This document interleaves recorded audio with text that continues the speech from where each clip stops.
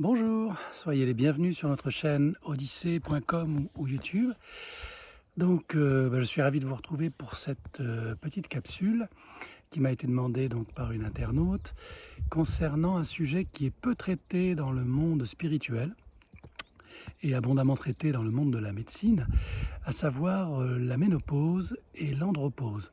Voilà, donc ces deux sujets-là sont des sujets un peu tabous, c'est étrange parce que c'est finalement très naturel. Et ce sont des sujets qu'on aborde rarement d'un point de vue spirituel. Alors sur l'aspect médical, je vous laisse le soin d'aller sur les sites qui vous conviennent. Là, vous aurez toutes les informations médicales concernant cette transformation du corps.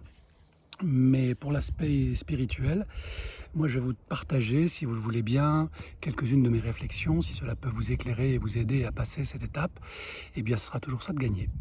Voilà, donc moi j'ai bientôt 60 ans, donc vous l'imaginez bien, je traverse aussi cette période d'andropause et ça a été surprenant parce qu'il y a eu beaucoup de changements physiologiques, psychologiques, mentaux aussi, et au niveau des pensées, des priorités de vie qui se sont imposées à moi et que j'ai fini par accueillir parce que la ménopause ou l'andropause, ce sont de multiples processus de deuil qui se mettent en place, autant sur le plan physique, social, familial, sexuel, sensuel. C'est un peu, je dirais, sur le plan spirituel, une crise d'adolescence, mais inversée. C'est-à-dire que pendant l'adolescence, nos hormones, c'est un festival, hein, c'est un feu d'artifice permanent, avec les états d'humeur qui vont bien, les excitations qui vont bien, les projections, les films que l'on peut se faire à cet âge-là. Eh bien, la troisième partie de notre vie, qui est marquée par l'andropause et la ménopause, c'est donc une adolescence inversée, où là, au contraire, le taux d'hormones baisse, qu'il s'agisse de testostérone ou de progestérone, d'oestrogène, eh bien, les taux diminuent spontanément, naturellement, et bien d'autres hormones. Il y a des échanges d'informations cellulaires qui se font moins bien, des dégradations et des éliminations cellulaires qui se font aussi moins bien. Et sur le plan spirituel, c'est un peu le temps du bilan.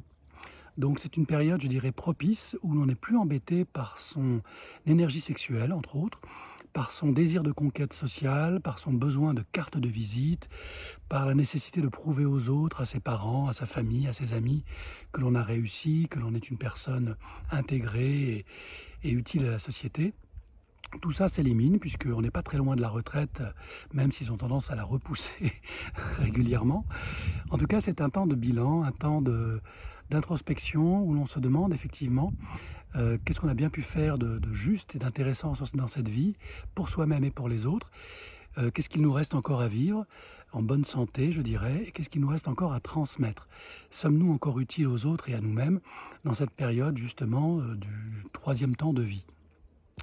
Alors pour ma part, j'ai envie de dire que c'est une période enrichissante, une période perturbante aussi, comme je vous l'ai dit, le caractère change, les nuits sont moins agréables, en tout cas au début, il peut y avoir des problèmes de température, de chaleur, de choses comme ça, mais ce sont des épiphénomènes, ça nous permet au contraire de nous rapprocher de notre corps physique et de le respecter comme notre maison et de vivre en harmonie avec lui.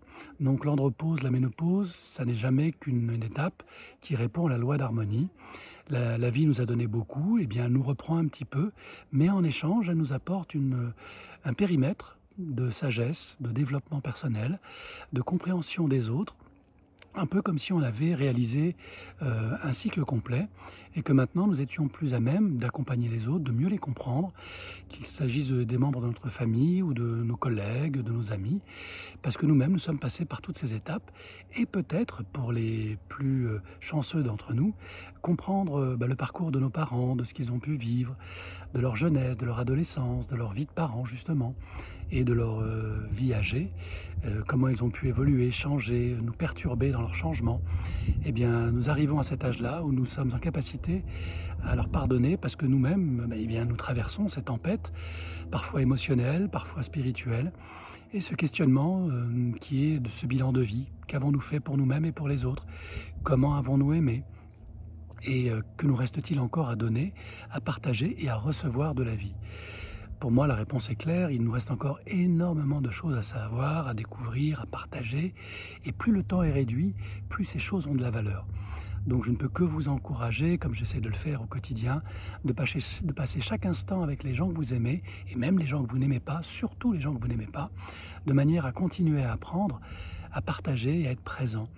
Il ne s'agit pas de manifester des choses matérielles, affectives ou même, je dirais, sociales. On peut donner en étant simplement présent, en assurant une écoute attentive, bienveillante, en étant juste là. Voilà. Et c'est valable surtout pour les gens que l'on n'apprécie pas, qui nous tapent sur les nerfs, qui nous ennuient. Eh bien, peut-être que cette période de la ménopause et de l'andropause, c'est le moment pour nous d'aller un peu plus loin, de progresser. On a fait la partie la plus facile, spirituellement parlant. Nous avons appris à aimer les gens qui nous aiment. Eh bien, voilà le nouveau défi. Peut-être que le moment est venu pour nous d'apprendre à aimer les gens qui ne nous aiment pas, qui nous jalousent, qui sont en compétition avec nous, qui ne nous comprennent pas, qui nous trouvent parfois ridicules, un peu complotistes, un peu maladroits. Eh bien, c'est peut-être notre chance à nous que de progresser et qui sait peut-être, s'ils le souhaitent, de les emmener avec nous vers ce beau chemin, cette fin de chemin qui trace une perspective, quelque chose de nouveau qui nous attend juste après cette vie. Mais ça, c'est une autre étape que je vous raconterai la prochaine fois. Voilà, je vous souhaite de vivre cette période de vie du mieux possible.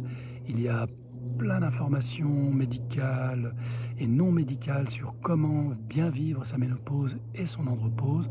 Et le plus important, bien sûr, c'est d'échanger comme je le fais avec vous, avec vos amis, vos relations, les membres de votre famille, votre médecin traitant, qui vous trouvera sûrement de bonnes solutions pour vous recentrer, vous réancrer et découvrir que la fin de la libido est une opportunité extraordinaire pour le commencement d'une vie spirituelle épanouie. Cette libido ne disparaît pas, elle se transforme, elle mute et elle s'alchimise. Et pour les gens qui ont un peu de talent, qui se découvrent des talents, c'est peut-être le moment de les mettre en avant. Amusez-vous à peindre, dessiner, chanter, écrire, tout ce que vous n'avez pas eu le temps de faire avec la vie, les enfants, le travail. C'est aussi ça, avancer en âge, c'est se révéler à soi-même. Je vous souhaite de belles révélations. À bientôt, namasté.